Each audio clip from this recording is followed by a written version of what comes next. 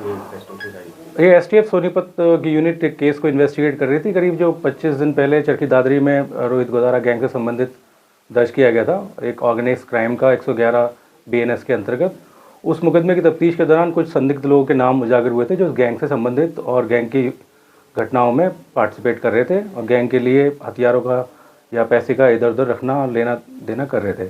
इसी कड़ी में एक सोनीपत निवासी एक रोहित नाम के कटवाल गांव सोनीपत के एक लड़के का आइडेंटिफिकेशन हुआ था जिस पे लगातार नज़र बनाई रखी जा रही थी और जो जिन के संपर्क में था उन लड़कों को चिन्हित किया गया था। तो इस कड़ी में एक रोहित को कल गिरफ्तार किया गया था और जब ये घटना की योजना बना के किसी घटना को अंजाम देने के लिए अपने बाकी साथियों को सोनीपत बुलाने के लिए फिराक में था। ये सारे जांच के दौरान ये पाया गया था कि रोहित वीरेंद्र चारण और ख़ासतौर पर रोहित गोदारा के संपर्क में था। रोहित गोदारा, वीरेंद्र चारण और इसके अलावा नवीन बॉक्सर ये इसको विदेश में बैठकर कोई घटना कराने के लिए पंजाब जीरकपुर में और दिल्ली एनसीआर में एक दो जगह घटना कराने के लिए इनको ऑर्गेनाइज कर रहे थे, हथियार वगैरह उपलब्ध करा रहे थे और पैसे वगैरह इधर उधर भिजवा रहे थे। तो इसमें कल जब इस कड़ी में ये अपने बाकी साथियों को सोनीपत के एरिया में बुला रहा था तो इन सबको गिरफ्तार किया गया है। इनमें इनकी गिरफ्तारी के दौरान करीबन में 7 लोगों को गिरफ्तार किया है, 7 लोग, जिनमें से कुछ पंजाब के हैं मूलतः, कुछ में से कुछ लोग रहने वाले यूपी के भी हैं। रोहित जैसे मैंने बताया कटवाल गांव का है, इसके खिलाफ 2 मुकदमे हैं पहले से। साजिद जो जीरकपुर में रहता है और मूलतः वो सहारनपुर यूपी का रहने वाला है, इसके खिलाफ भी 2 मुकदमे रहे हैं। हैप्पी पटियाला का रहने वाला है, इसके खिलाफ भी 2 मुकदमे हैं। एक जबर सिंह नाम का व्यक्ति है जिसके खिलाफ 3 मुकदमे हैं, जिनमें से 2 मुकदमे मर्डर के हैं, जिनमें एक मुकदमे में ये वांटेड है। एक लड़का मानव और दूसरा विकास, ये दोनों लुधियाना के रहने वाले थे। और एक लड़का विजय खेड़ी गुजरान डेरा बस्ती पंजाब का। ये सारे लड़के इस रोहित गोदारा और वीरेंद्र चारण के अलग अलग जो मॉड्यूल हैं उनसे जुड़े हुए थे और इनके फ़ोन पे संपर्क में इस एरिया में ख़ासतौर पे इन्होंने पंजाब में दो जगह की रेकी कर रखी थी जिनमें घटना कराने के लिए जुगाड़ योजना बना रहे थे। इन सबको सोनीपत से गिरफ्तार किया गया। इनके कब्ज़े से हमने भारी मात्रा में कुछ एमिनिशन बरामद किया और 5 विदेशी पिस्टल्स और 2 देसी पिस्टल बरामद किए हैं। सर लेकिन से इन जो आरोपी गिरफ्तार हैं इनसे प्राथमिक पूछताछ में क्या खुलासा हुआ? क्योंकि गोलियां और हथियार विदेशी हैं तो किसी बड़ी और वारदात को अंजाम नहीं, लेकिन इस पंजाब में रेकी कर रहे थे। जैसे कि मैंने बताया कि पिछले 25-30 दिन से हम इन पर नज़र बनाए हुए थे और जिनके द्वारा संभावित तौर पर की जाने वाली किसी घटना को उन संभावित घटनाओं को हमने चिन्हित किया हुआ था कि कहाँ ये कुछ कार्रवाई कर सकते हैं। तो इनकी गिरफ्तारी से जो घटनाएं, जैसे मैंने कहा कि पंजाब जीरकपुर में 2 जगह की रेकी हुई थी, उसको प्रिवेंट किया गया। इसके अलावा दिल्ली एनसीआर में एक घटना अंजाम करने की कोशिश कर रहे थे, उनको प्रिवेंट किया गया है। तो जैसा हरियाणा पुलिस, आपको पता है, ऑपरेशन ट्रैकडाउन के अंतर्गत ये भगोड़े अपराधी और विदेश में बैठे अपराधी और इनके जो मॉड्यूल्स को बस्ट करने में लगातार काम कर रही है। इसी कड़ी में एसटीएफ सोनीपत की तरफ से एक अच्छा कदम और अच्छी कार्रवाई की गई है। सर सोशल मीडिया के जरिए संपर्क में आए थे रोहित गोदारा के, या सर कोई और जरिया था? सोनीपत का रहने वाला रोहित ख़ासतौर पे ये जितने भी लोग हैं इस सोनीपत के का, जैसे रोहित है, इसके अलावा जो पंजाब के लड़के हैं, ये या तो जेल में बैठे इनके जो दूसरे लोग गिरफ्तार हैं उनके संपर्क में आकर या उनके साथ में जेलों में रहे थे। पंजाब के विभिन्न जेलों में रह के उनकी जान पहचान के माध्यम से संपर्क में आए थे। और इसके अलावा आपको पता है सोशल मीडिया के माध्यम से और जो इनक्रिप्टेड एप्लीकेशन हैं उनका इस्तेमाल करके ये लोग संपर्क में आए थे।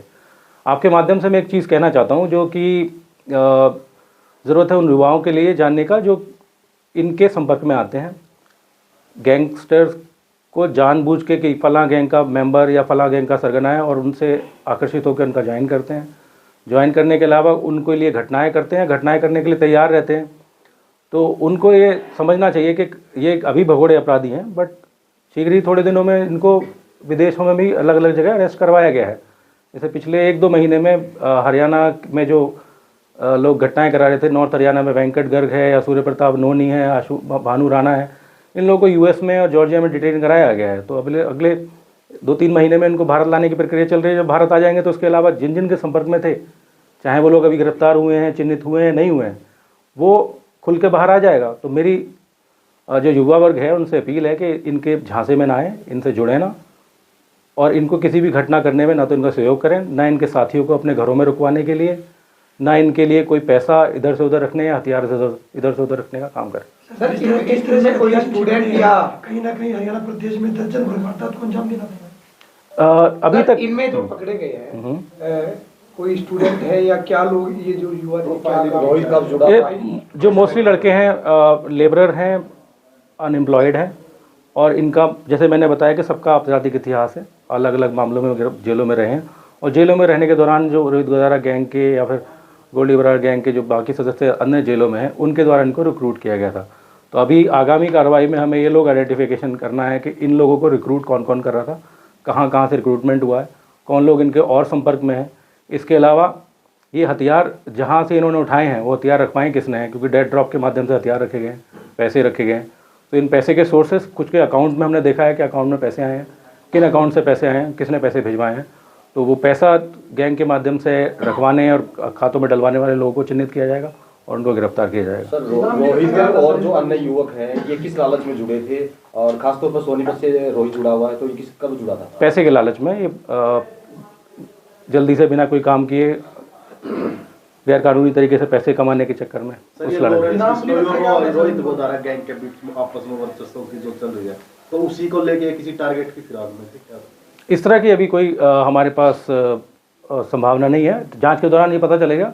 हमें ये लगता है दिल्ली में कोई संभावित व्यक्ति है जिसके ऊपर ये घटना कर सकते हैं इस एरिया में। रंगदारी के लिए था इस पर या नॉर्मल आदमी है? अभी इस चीज़ की इन्वेस्टिगेशन बाकी है कि दिल्ली में पॉसिबल अगर कोई अगर इनका टारगेट था तो वो टारगेट कौन था। इनमें से किसी पर इनाम रखा गया सर?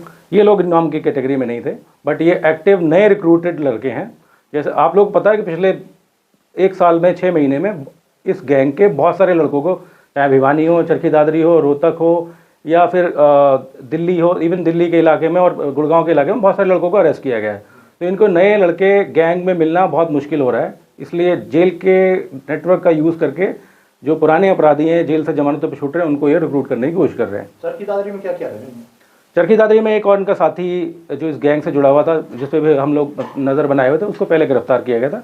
उसी के संपर्क में टेक्निकल इन्वेस्टिगेशन के दौरान पता चला था कि बाकी लोग संपर्क में कौन कौन आए हैं। सर तो ये गैंगस्टर हैं, ये ग्लैमरस लाइफ दिखाते हैं युवा बच्चों को, उनके लिए क्या संदेश देना चाहेंगे? ये ग्लैमरस लाइफ आप पता है कि ये थोड़े दिनों की है, चंद दिनों की है।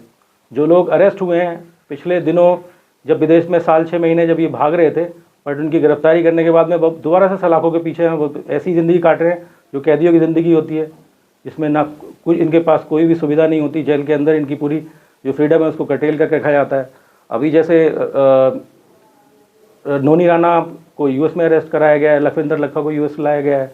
तो अब जिस तरह ये आम अपराधियों की तरह ज़िंदगी काटेंगे जेल में, तो ये कोई भी ये मुगालते में न रहे कि वो विदेश में है तो वो जो पुलिस के हाथों से दूर है, वो आप नहीं 6 महीने थोड़े दिनों बाद ही विदेश से वापस ला जाएगा। सर ऑपरेशन ट्रैक डाउन के तहत अभी तक सोनीपत में एसटीएफ ने कितनी ये बड़ी कार्रवाई से कहा जा सकता है, आगे किस तरह से? हमारे कुछ और टारगेट्स हैं अभी जिन पे हम लोग काम कर रहे हैं, तो आपको हम लोग अवगत कराते रहेंगे। जो हमारी इस केस के संबंध में भी जो आगे की इन्वेस्टिगेशन होगी, जो नए प्रोग्रेस के बिंदु होंगे, उनको आपको अवगत कराया जाएगा।